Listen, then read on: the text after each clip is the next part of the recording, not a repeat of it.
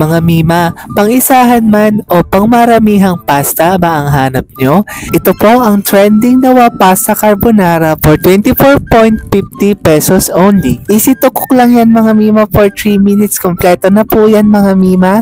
And i-prepare nyo na lamang po yan for boiling water and i-add nyo na po yung pasta. At napakadali lang pong lutuin ito, for 3 minutes. Meron na po kayo instant pasta. And then po, i-prepare ko po dito yung pinaka-sauce niya, tablespoon po.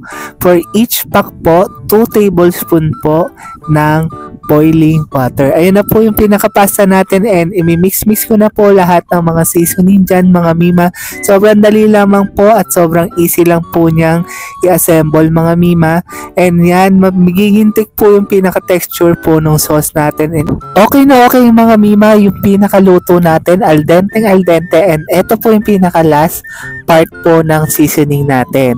And ayan mga Mima, nag-taste test po ako, sobrang sarap nito mga Mima, talagang saktong-sakto lamang po yung pagkatimpla ko nung pinaka-wow pasta. Sa lahat na mag-check out mo na.